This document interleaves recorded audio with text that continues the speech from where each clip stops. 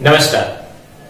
Standard 6 chapter number 3 playing with numbers exercise number 3.4 question number 1 find the common factors of और कुछ question दी गई। तो friends factors मतलब क्या वो आप सबको पता है। The numbers which are divisible by that numbers मतलब जो नंबर है वो नंबर कौन कौन से टेबल में आता है या कौन कौन से नंबर के साथ डिविजिबल है वो सारे उसके फैक्टर्स कहलाते हैं। तो देखते हैं फर्स्ट वन इज 20 एंड 28 मतलब 20 एंड 28 के कॉमन फैक्टर्स कौन कौन है। तो पहले आपको 20 के फैक्टर्स निकालने हैं, फिर आपको 28 के फैक्टर्स निकालने हैं, बाद में उन दोनों में जो कॉमन है वो आपका आंसर होगा। तो पहला है 20 एंड 28, उसमें हम 20 को काउंट करें। तो पहला शुरुआत 1 से काउंट करने की। एवरी टाइम 1 इंटू 20 या 1 इंटू कोई भी नंबर हो पहला। अभी देखो कि 20 है वो क्या 2 से डिविजिबल है। तो 2 की डिविजिबिलिटी क्या है कि भाई यूनिट में इवन होना चाहिए, तो इवन है। जब 20 छोटा नंबर है इसलिए हमको पता चल रहा है कि हाँ भाई ये 2 से डिविजिबल है। 2 के टेबल में कब आता है 2 10 आर। 3 क्या 3 के टेबल में 20 आता है? नो। 4 के टेबल में 20 आता है? यस। 4 5 आर 20।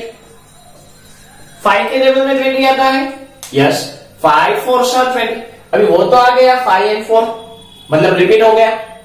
5 एंड 4 रिपीट हो गया मतलब हमको अभी आगे बढ़ने की जरूरत नहीं है। यही हमारे फैक्टर्स हुए 1 2 4 5 10 20। 20 के फैक्टर्स कौन कौन हुए 1 2 4 5 10 एंड 20। अगर आपको पूछा जाए नंबर्स ऑफ फैक्टर्स तो कितने हैं 1 2 3 4 5 6 फैक्टर्स। एंड दूसरा है 28। 28 के फैक्टर 1 इंटू 28 वो तो आएगा। समझो दूसरे क्वेश्चन में 15 है तो 1 इंटू 15, 25 है तो 1 इंटू 25, 35 है तो 1 इंटू 35। पहला तो आता ही है। ओके। 28 मतलब जो यूनिट प्लेस है वो इवन है मतलब ये 2 के साथ डिविजिबल होगा। 28 इवन है मतलब ये 2 के साथ डिविजिबल होगा। तो 28 डिवाइड बाय 2 करके चेक करो। 2 1 आर 2 0 8 ब्रॉट डाउन 2 4 आर 8 कितना है 14 मतलब 28 यानी 14 इंटू 2। तो ऐसे भी लिख सकते हैं 2 इंटू 14। ओके। 3 की डिविजिबिलिटी क्या है कि भाई सभी का प्लस करो और वो 3 के टेबल में आता है तो 3 के साथ डिविजिबल है। 2 + 8 10। 3 के टेबल में 10 नहीं आता मतलब ये 3 के साथ डिविजिबल नहीं है। 4 क्या 4 के टेबल में 28 आता है? यस। 4 7 आर 28। 5 के टेबल में 28 नो। 6 के टेबल में 28 नो। 7 के टेबल में यस 7 4 आर वो रिपीट हो गया 4 7 और 7 4 मतलब यहां पे आपको स्टॉप हो जाना है। तो 28 के फैक्टर कौन कौन हुए 1 2 4 7 14 28। नंबर्स ऑफ फैक्टर्स कितने 1 2 3 4 5 6। अभी आपको पूछा है कॉमन फैक्टर्स। वर्ड क्या है कॉमन फैक्टर्स मतलब इन दोनों में कॉमन क्या है। इन दोनों में कॉमन क्या है कौन कौन से फैक्टर्स कॉमन है। तो पहला 1 तो सभी में कॉमन होगा ही होगा 1। अभी यहां पे 2 तो यहां पे भी 2 मतलब 2 हुआ। फिर 4 तो यहां पे भी 4। फिर 5 यहां पे 5 नहीं है। 10 इसमें 10 नहीं है। 20 इसमें 20 नहीं। इसमें खत्म हो गया मतलब आगे बढ़ने की जरूरत नहीं है। तो कॉमन फैक्टर कौन कौन हुए 1 2 and 4। 1 2 and 4 are the common factors of 20 and 28। Clear. अभी जब भी आप कॉमन फैक्टर निकालो तो उसमें दूसरी बात ये आती है कि इसमें जो बड़े से बड़ा कॉमन फैक्टर होता है वो इन दो नंबर का HCF कहलाता है। Highest common factor, common factor तो है ही, लेकिन उसमें जो बड़े से बड़ा होता है वो हमारे लिए हाईएस्ट कॉमन फैक्टर यानी HCF कहलाता है, जो हम 3.6 में सीखेंगे। हाईएस्ट कॉमन फैक्टर का दूसरा नाम है GCD, greatest common divisor. Okay, तो इस तरह से हमने 20 और 28 के कॉमन फैक्टर्स निकाले। दूसरा क्वेश्चन है 15 एंड 25। तो 15 के फैक्टर कौन कौन? तो पहला 1 इंटू 15 तो आता ही है। 2 के टेबल में 15 नहीं आएगा क्योंकि यहां पे ओड है। 3 के टेबल में 15 आता है, यस, 3 5 आर 15। 4 के टेबल में 15 नहीं आते, 5 के टेबल में आता है, 5 3 7। रिपीट हो गया, मतलब लिखने की जरूरत नहीं है और हम इसको यहीं पे स्टॉप कर देंगे। 25 यानी 1 इंटू 25 पहला आएगा। 2 के टेबल में 25 नहीं आएगा क्योंकि ओड है। 3 के टेबल में 25 नहीं आते, 4 के टेबल में 25 नहीं आते, 5 के टेबल में 5 5 25। ये दोनों नंबर सेम आए तब भी आपको स्टॉप हो जाना है। जब भी दोनों नंबर सेम आए तो स्टॉप हो जाओ। 5 एंड 5 सेम आगे, स्टॉप हो जाओ। अभी कॉमन फैक्टर कौन कौन से हुए? कॉमन फैक्टर्स, दोनों में कॉमन फैक्टर कौन कौन है? 1, दूसरा 3 इसमें नहीं है, और 5, 1 एंड 5। अभी आपको पूछा जाए कि हाईएस्ट कॉमन फैक्टर कौन हुआ, तो इन दोनों में हाईएस्ट कौन है? 5। तो मतलब ये हुआ कि 15 एंड 25 का हाईएस्ट कॉमन फैक्टर यानी कि HCF यानी कि GCD 5 है। ओके, तो इस तरह से आप इसको आप फाइंड आउट कर सकते हो। Third number 35 and 50। तो 35 कब आता है? 1 इंटू 35। 2 के टेबल में 35 पता नहीं, लेकिन यहां पे ओड है, मतलब ये 2 के टेबल में नहीं आएगा। 3 में क्या 3 के टेबल 35 है, वो 3 से डिविजिबल है, तो 3 कट हो गया।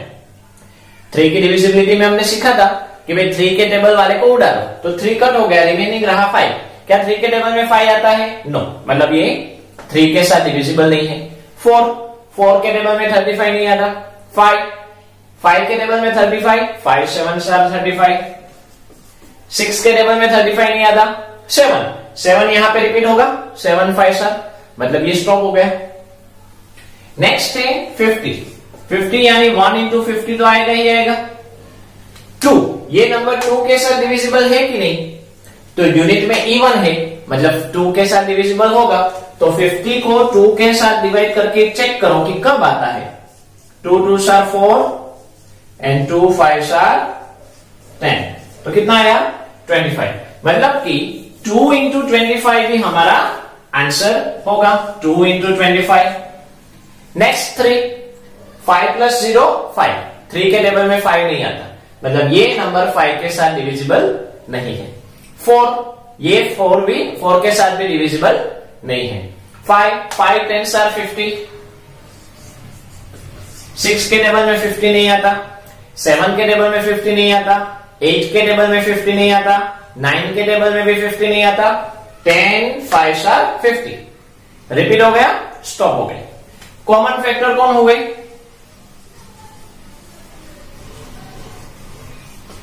दोनों में 1 कॉमन है, दोनों में 5 कॉमन है, बस 2 कॉमन है, 1 एंड 5।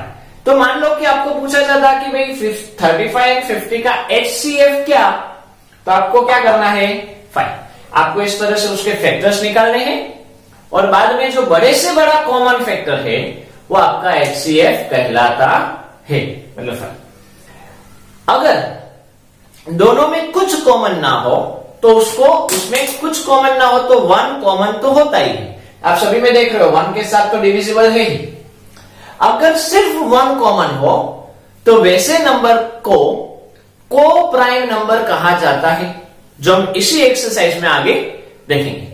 फोर्थ क्वेश्चन नंबर 1 का फोर्थ अपने आप ट्राई करो। क्वेश्चन नंबर 2 में आगे बढ़ते हैं। Question number 2, find the common factors of. यहां पे फ्रेंड्स सेम टू सेम जैसे अभी हमने कंप्लीट किया वैसा ही, लेकिन यहां पे 3 नंबर्स दिए गए हैं, तो तीनों के फैक्टर्स फाइंड आउट करो और तीनों में जो कॉमन है वो हमारे लिए कॉमन फैक्टर कहलाएगा। तो मान लो पहले है 4, तो 4 यानी 1 इंटू 4 एंड 2 इंटू 2 रिपीट हो गए, मतलब इसके कॉमन फैक्टर हुए, इसके फैक्टर्स हुए 1, 2 एंड 4। नेक्स्ट है 8, 1 इंटू 8, 2 इंटू 4, 2 4 आर 8, 3 के टेबल में 8 नहीं आते, 4 2 आर 8, रिपीट हो गए, स्टॉप हो गए। 12 यानी 1 इंटू 12, 2 के टेबल में 2 इंटू 6, 3 के टेबल में 3 इंटू 4, 4 3 12 होंगे, स्टॉप 1। तीनों में कॉमन कौन है अभी? Common factors. तो तीनों में कॉमन 1 1 1, पहला आया 1, फिर 2 2 2, दूसरा हुआ 2, ये 2 तो रिपीट है, 4 4 4। ओके, समझ लो कि आपको पूछा जाता कि find the HCF of 4 8 and 12, 4 8 and 12 का HCF निकालो, तो आपको इसके 4 के फैक्टर निकालने हैं, 8 के फैक्टर निकालने हैं, 12 के फैक्टर निकालने हैं, और उस तीनों में जो बड़े से बड़ा डिजिट है वो आपके लिए HCF होगा। तो बड़े से बड़ा कौन हुआ? 4। तो इन तीनों का HCF कौन हुआ? Highest common factor HCF, greatest common divisor GCD, कौन हुआ? 4। ओके, इसी तरह से सेकंड क्वेश्चन है 5 15 एंड 25। तो 5 के टेबल में 1 इंटू 5, और कहीं पे 5 नहीं आता। तो देखो फ्रेंड्स, इसके सिर्फ दो ही फैक्टर हुए, 1 एंड वो खुद 1 एंड नंबर इटसेल्फ, मतलब 5 है वो प्राइम नंबर है, वो प्रूव होता है। दूसरा है 15, 1 इंटू 15, 2 के टेबल में 15 नहीं आते, 3 इंटू 5, 4 के टेबल में नहीं आते, 5 इंटू 3, रिपीट हुए, स्टॉप। 25, 1 इंटू 25, 2 के टेबल में 25 नहीं आते, 3 के टेबल में नहीं आते, 4 के टेबल में नहीं आते, 5 5 आर 25। 5 और 5 कॉमन हो गए, मतलब सेम नंबर है, मतलब यहां पे स्टॉप हो जाना है। तो कॉमन नंबर कौन हो गए? Common factors. तीनों में कॉमन कौन है? 1 1 एंड 1। दूसरा 5 5 एंड 5, बस स्टॉप। क्योंकि यहां पे अभी कोई तीसरा नंबर है ही नहीं कि हम चेक करें। जहां पे भी जिसमें कम से कम नंबर हो ना, उस पार्ट को चेक करने का। 1 1 एंड 1, 5 5 एंड 5, फिर चेक करने की जरूरत नहीं है, क्योंकि यहां पे तो कोई नंबर ही नहीं है, नंबर है ही नहीं, तो कॉमन होगा ही नहीं। अभी ये कॉमन फैक्टर्स हो गए, यहां पे ये सम खत्म हो गए। मान लो कि यही क्वेश्चन में आपको पूछा जाता फाइंड HCF ऑफ 5 15 एंड 25, तो आपको इस तीनों के फैक्टर्स निकालने हैं और आपको क्या लिखना है? Highest common factor is equal to, तीनों में जो बड़े से बड़ा कॉमन है वो 5। Clear? Next question, question number 3, find the first 3 common multiples of. यहां पे फ्रेंड्स आपको मल्टीपल्स फाइंड आउट करने हैं और कॉमन मल्टीपल्स फाइंड आउट करने। मल्टीपल्स यानी क्या? टेबल।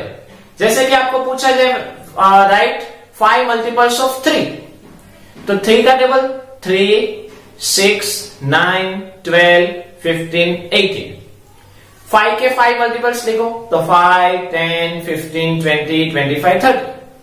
तो इसी तरह से जो नंबर दिए गए हैं उसका टेबल लिखना है, बाद में उनमें जो कॉमन है वो आपका कॉमन मल्टीपल हुआ। ओके, तो यहां पे पहला क्वेश्चन है 6 एंड 8, उन दोनों के कॉमन मल्टीपल्स लिखो। कितने? 3। तो पहले 6 के मल्टीपल कौन कौन है वो देख लेते हैं। 6 12 18 24 30, हाफ तक जा। 8 में 8 16 24 32। आप ऑब्जर्व करो 24 एंड 24 कॉमन मिल गया, मतलब हमको पहला कॉमन मल्टीपल मिल गया। कौन सा मिला? कॉमन मल्टीपल, पहला मल्टीपल कौन सा मिला? 24। अभी दूसरा फाइंड आउट करने की जरूरत नहीं है, आगे बढ़ने की जरूरत नहीं है। 24 का टेबल बोलो, 24 के मल्टीपल्स लिख लो, या 24 का टेबल बोलो, या 24 को 2 के साथ मल्टीप्लाई करो तो दूसरा मल्टीपल मिलेगा, 3 के साथ मल्टीप्लाई करो तो तीसरा मिलेगा, 4 के साथ करो तो फोर्थ नंबर मिलेगा। मतलब पहला हुआ 24, दूसरा होगा 48। कैसे पता चला? तो दूसरे मल्टीपल के लिए 2 के साथ मल्टीप्लाई करोगे तो क्या हुआ? 40। तीसरे के लिए 3 के साथ मल्टीप्लाई करो, 3 4 12, 7 72। तो इस तरह से कॉमन मल्टीपल्स निकले 24, 48, 72। मतलब आपको सभी जगह पे काउंट करने की जरूरत नहीं है। जो पहला मिल गया 24 वो लिख लो और बाद में उसके मल्टीपल्स लिखो। जैसे कि दूसरे में देखते हैं 12, तो 12 के मल्टीपल 12, 24, 36, 48, 60। हम हाफ तक चलते। 18, 36, 54। तो थोड़ा सा ऑब्जर्वेशन करने से, माइंड चालू रखने से पता चलता है कि 36 एंड 36 कॉमन आ गए। तो यहां पे आगे बढ़ने की अभी जरूरत नहीं है, हमको पहला कॉमन मल्टीपल मिल गया। कौन? 36। मतलब कॉमन मल्टीपल कौन हुआ?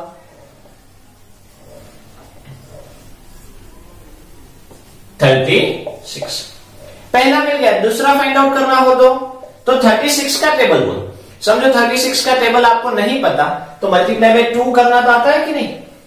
2 6 are 12, 2 3 are 6 and 1 7। 36 का 3 के साथ मल्टीप्लाई करो, 3 6 are 8 and 108। अगर 4 पूछा जाता तो 4 के साथ मल्टीप्लाई करो। तो इस तरह से हमको कॉमन मल्टीपल्स मिलते हैं। फ्रेंड्स, ये जो कॉमन मल्टीपल में जो छोटे से छोटा कॉमन मल्टीपल होता है वो LCM कहलाता है, list common multiple. List common multiple LCM, जो हम 3.7 में देखेंगे, लेकिन उसको फाइंड आउट करने की मेथड अलग है, इसलिए वो अलग मेथड है, वो देखेंगे। लेकिन यहां पे टॉपिक के साथ आया तो आपको समझना है कि भाई कॉमन मल्टीपल में जो छोटे से छोटा होता है वो LCM कहलाता है। Next question number 4। Write all the numbers less than 100 which are common multiples of 3 and 4। 3 and 4 का जो कॉमन मल्टीपल है वो सारे कॉमन मल्टीपल्स लिखो, लेकिन कहां तक? Up to 100। ओके, तो पहले 3 के कॉमन मल्टीपल कौन कौन है वो देख लेते हैं। 3, 6, 9, 12, 15। हम आगे बढ़ सकते हैं लेकिन अभी उसको स्टॉप करते हैं, अगर जरूरत हुई तो ही आगे बढ़ेंगे। 4 में 4, 8, 12, 16। ऑब्जर्वेशन करने से, दिमाग चालू रखने से पता चल रहा है 12 कॉमन आ रहा है। तो कॉमन मल्टीपल कौन हुआ? सबसे छोटे से छोटा कॉमन मल्टीपल हमको मिल गया 12। तो अभी 12 का टेबल लिख दो। 3 और 4 में आगे बढ़ने की जरूरत नहीं है। 12 का टेबल आपको आता ही है। 24, 36, 48, 60, 72, 84, 96, 108। लेकिन 108 तो 100 से बढ़ गया, मतलब इसको लिखना नहीं है। 96 तक हमारा आंसर। तो फ्रेंड्स, इस तरह से कॉमन मल्टीपल में आपको कोई दूसरा नंबर दिया जाए, जैसे आपको कहा जाए 5 and 7, तो 5 के लिखो और 7 के लिखो। फिर दोनों में जो सबसे पहले कॉमन आ जाए उसका टेबल लिखने से आपका काम बन जाएगा। Okay, next question. Which of the following numbers are co-prime. अभी को-प्राइम नंबर यानी क्या? तो जिन नंबर में जिस नंबर का अगर आप फैक्टर्स निकालो और उसमें कुछ कॉमन ना निकले, यानी कि उसका कॉमन फैक्टर 1 निकले, वैसे नंबर्स को को-प्राइम नंबर कहा जाता है। If the common number is 1 among any numbers, then that numbers are co-prime numbers. दूसरे वर्ड्स में ऐसे कहा जाता है कि कोई भी नंबर का HCF हाईएस्ट कॉमन फैक्टर अगर 1 हो तो वो नंबर्स को-प्राइम नंबर्स कहलाते हैं। तो आपको यहां पे चेक करना है, सिर्फ आपको कहना है कि यस दिस इज को-प्राइम और know that this is not. पहला है 18 and 35।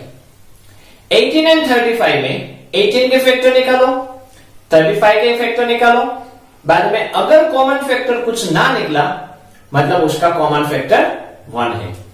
तो 18 यानी 1 into 18, 2 के टेबल में 2 into 9, 3 into 6, 4 के टेबल में 18 नहीं आता, 5 के टेबल में नहीं आता, 6 into 3। तो ये 18 के फैक्टर निकल गए। 35 में 1 इंटू 35, 2 के टेबल में 5 नहीं आता, मतलब यूनिट में ओड है, मतलब ये 2 के टेबल में नहीं आएगा। 3 के टेबल में 3 को भूल जाओ, 3 के टेबल में 5 नहीं आता, मतलब 3 से भी डिविजिबल नहीं है। 4 के टेबल में 35 नहीं आते। 5 के टेबल में 5 इंटू 7, 6 के टेबल में 35 नहीं आता, 7 5। अभी देखो दोनों में क्या कॉमन है, 1, दोनों में कॉमन क्या हुआ, 1। नो, मतलब दोनों में अगर सिंगल 1 ही कॉमन हो तो वो नंबर कोप्राइम कहलाता है। मतलब 18 एंड 35 क्या है, कोप्राइम। तो आपको क्या लिखना है, यस इट्स कोप्राइम।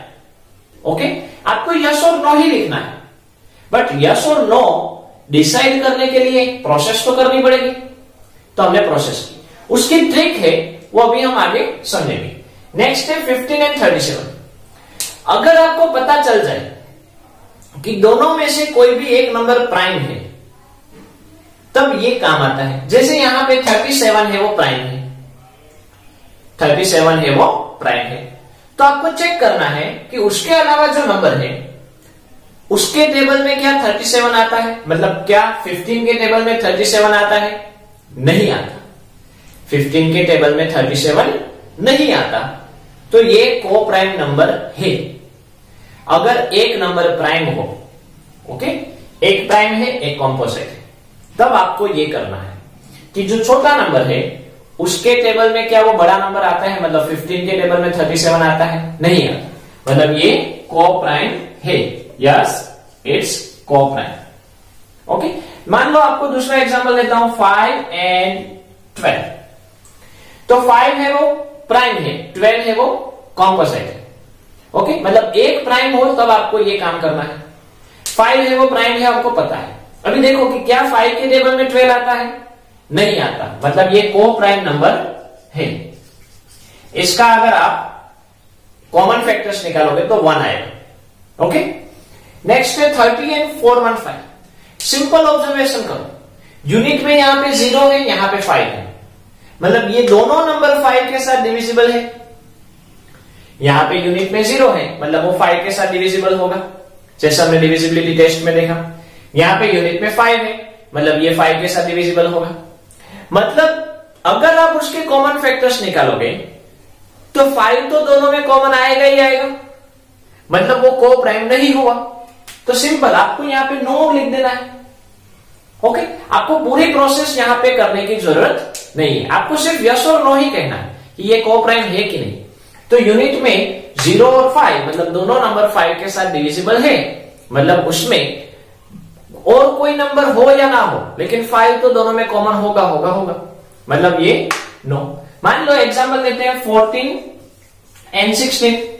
तो ये भी 2 के साथ डिविजिबल है, ये भी 2 के साथ डिविजिबल है, मतलब दोनों में 2 तो कॉमन होगा ही, इसलिए ये नंबर, इसमें अगर हम इसके कॉमन फैक्टर निकालें तो 2 कॉमन फैक्टर निकलेगा, मतलब ये को प्राइम नंबर नहीं है। ओके, तो इस तरह से आपको सिंपल ऑब्जर्वेशन करके आगे बढ़ना है। Next question 4, 17 and 68। तो आप देख सकते हो 17 का अगर आप टेबल बोलोगे तो 17 के टेबल में 68 आता है, मतलब उसमें कॉमन फैक्टर 17 निकलेगा, मतलब ये को प्राइम नंबर नहीं है। 2 अपने आप ट्राई करो। Next question, question number 6।